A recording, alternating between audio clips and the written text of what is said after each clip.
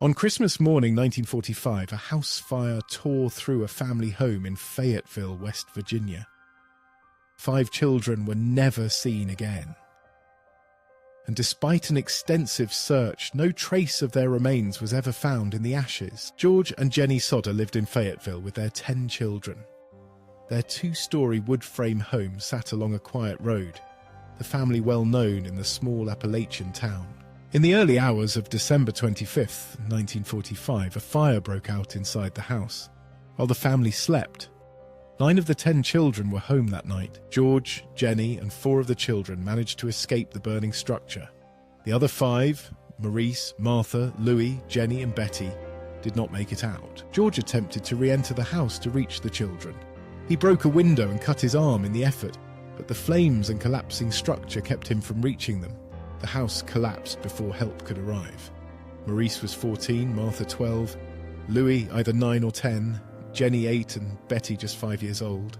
In the days that followed, the family and neighbours searched the wreckage for any sign of the children. No remains were recovered from the ashes. Local authorities attributed the fire to faulty wiring. Despite the absence of any bodies, the coroner's office issued death certificates for all 5 missing children on December 30th, 1945. The Sodders and later investigators pointed to a series of odd details from that night. A strange late-night phone call had come in to Jenny hours before the fire started. The family's ladder, usually kept near the house, was found missing that night, later discovered a distance away. The family truck also would not start, despite having run fine the day before. Taken together, these details led the Sodder family to believe the fire had not been an accident, but was set deliberately, possibly to conceal a kidnapping. This remained their theory, never proven.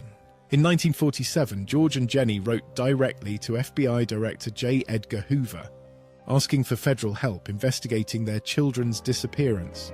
Hoover responded that the matter was, in his words, of local character and outside FBI jurisdiction.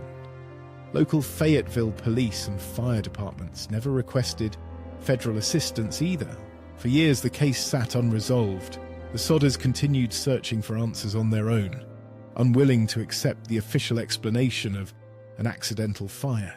In August of 1949, the family funded a new excavation of the fire site, hiring Washington, D.C. pathologist Oscar B. Hunter to examine the ground where the house once stood. The dig turned up several vertebrae, which were sent to the Smithsonian Institution for analysis, the first physical evidence recovered from the site in nearly 4 years. The Smithsonian's findings were striking. The bones belonged to a person between 16 and 22 years old, far older than any of the missing children, and showed no evidence of exposure to a fire as intense as the one that destroyed the house. That conclusion deepened the mystery rather than resolving it.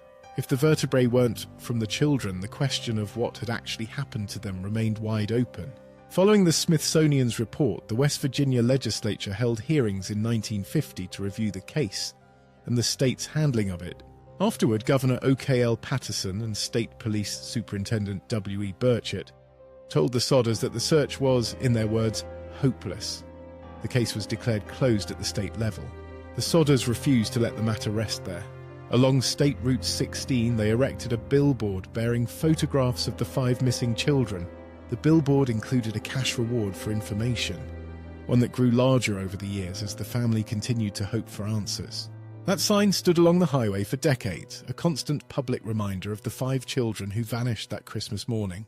The billboard remained up until shortly after Jenny Sodder's death in 1989, more than 40 years after the fire, and the family still without answers. Today, the disappearance of the Sodder children remains officially unsolved. No suspect was ever charged, and the state's 1950 closure of the case was never reversed. Theories persist to this day, and with arson, kidnapping, even organised crime involvement, but none have ever been proven. They remain theories held by the family and by writers who've studied the case, not established facts. No further physical evidence has surfaced since the 1949 excavation, and the fate of Maurice, Martha, Louis, Jenny and Betty Sodder has never been determined with certainty. Nearly 8 decades later, the case remains open in the minds of those who followed it, even if the state considers it closed. 5 children disappeared on Christmas morning and no one has ever answered why.